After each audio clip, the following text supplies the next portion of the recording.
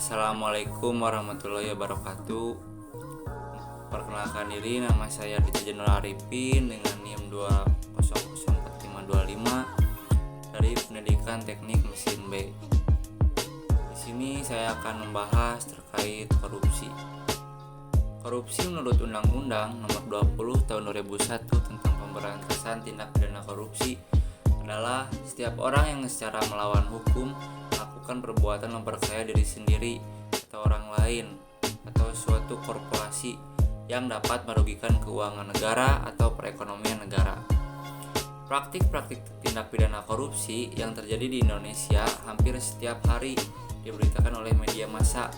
Kenyataan pahit praktik korupsi ini yang terjadi di Indonesia bukan hanya melibatkan personal saja, tapi juga instansi politik dan hukum. Tindak pidana korupsi digolongkan ke dalam kejahatan yang luar biasa. Tindak pidana korupsi termasuk ke dalam golongan tindak pidana khusus, sehingga memerlukan langkah-langkah yang khusus untuk memberantasnya.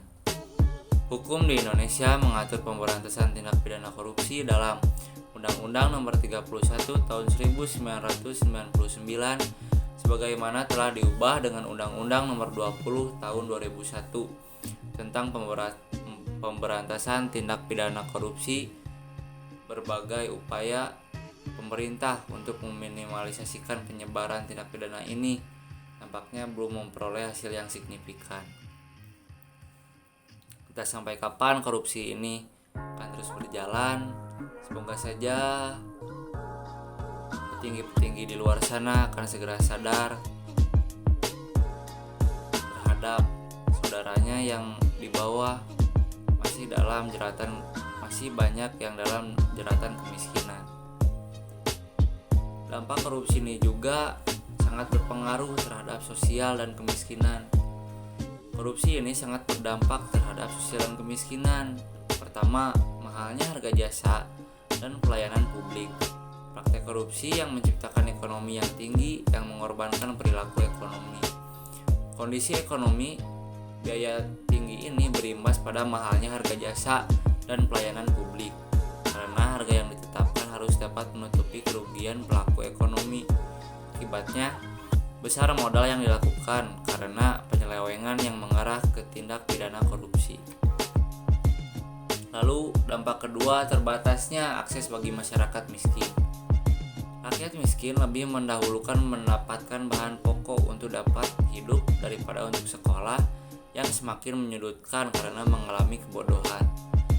Jasa pendidikan, kesehatan, rumah layak, huni, informasi, hukum, dan sebagainya sulit diakses oleh rakyat miskin. Akses untuk mendapatkan pekerjaan yang layak menjadi sangat terbatas, yang pada akhirnya rakyat miskin tidak mempunyai pekerjaan dan selalu dalam kondisi yang miskin seumur hidup, menciptakan lingkaran setan kemiskinan. Lalu, pengentasan kemiskinan yang dilakukan oleh pemerintah berjalan lambat. Lemahnya koordinasi dan pendanaan dan lembaga.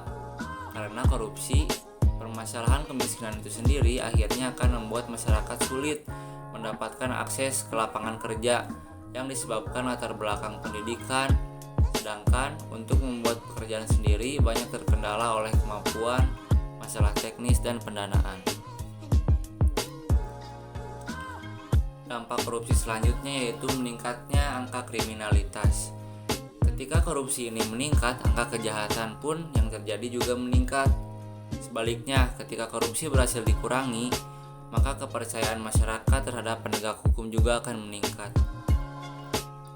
Dampak selanjutnya yaitu solidaritas sosial semakin langka.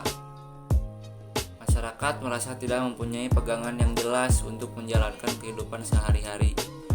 Ketidakjelasan masa depan serta himpitan hidup yang semakin kuat membuat sifat kebersamaan dan kegotong royongan yang selama ini dilakukan oleh masyarakat menjadi langka, dan semakin lama sifat ini yaitu gotong royong akan semakin menipis.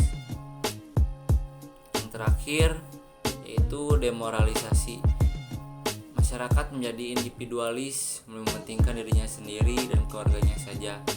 Mengapa demikian? Hal ini dapat dimengerti karena memang sudah tidak ada lagi kepercayaan kepada pemerintah, sistem hukum, bahkan antar masyarakat itu sendiri. Sekian dari saya. Mohon maaf apabila banyak kekurangan dan kesalahan penyebutan kata. Mohon dimaklumi. Assalamualaikum warahmatullahi wabarakatuh.